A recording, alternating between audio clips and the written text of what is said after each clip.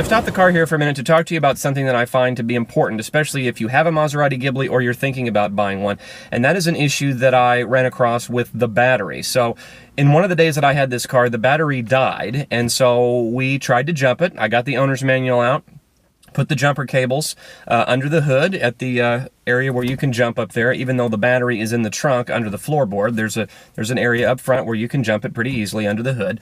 So we tried to do that. We used another car. We also used a jump box. That didn't work. We tried jumping it in the back. That didn't work. Getting the car into neutral, it has a manual release down here in the floor to do that because obviously the shifter is electronic. That didn't work either. So the car was basically a brick. It was basically stuck. I spoke with a lot of different people, and it took a while to get to the bottom of how to solve this problem. But if this ever happens to you, if your battery's dead and you can't jump the car, or if you're thinking about buying one of these, it's something that's good to know if you have it. You have to jump it from both ends to get it to work. We found this on some obscure part of the internet, and a guy at the service department told me if you get two cars that you could do it. But what we did, because the car was we weren't really able to get two cars at that point, we hooked one car up to the battery itself back in the trunk, and then we hooked a jump box up to the leads that are in the front under the hood. So after we did that, we gave power from both of those, let it sit for a little bit. The car started right up, and we were able to get it to the place that we could to get a new battery in the trunk. The other issue is that if you want to use a trickle charger with this car, I found out in the owner's manual that if you don't drive the car a ton, and I mean like less than 10 miles a day, or if it's a situation where the car is going to sit for very long, and I'm talking like a couple of weeks, not months, but weeks, you really need to put a trickle charger on it according to the owner's manual. So what about that owner's manual? What exactly does it say? Well, here's a direct quote from the battery and vehicle storage section. When the vehicle is not going to be used for 1 week or more, or if you travel less than approximately 10 miles per day and or 4,000 miles per year, Maserati recommends connecting the battery to a battery charger to save you the trouble of having to recharge it. The battery charger will keep the battery charged properly and at the correct voltage levels required by the systems and devices in the car.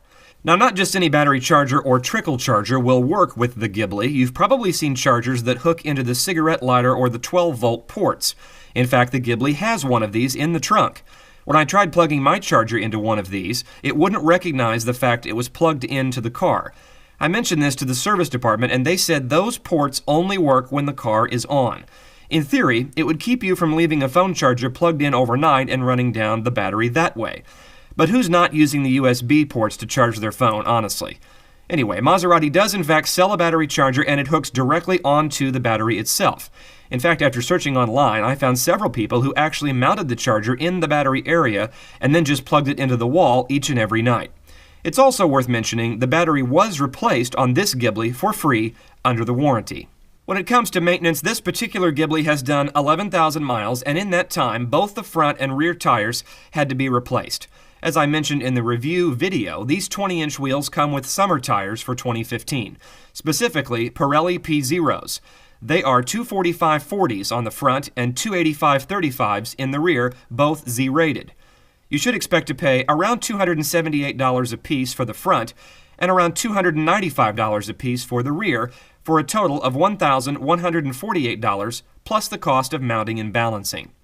The only other maintenance involved is the yearly checkup and oil change, which Maserati recommends that you do every year or every 12,500 miles.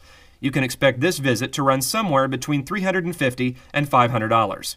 Now, Maserati does offer a prepaid maintenance plan, which might be worth looking into depending on your situation.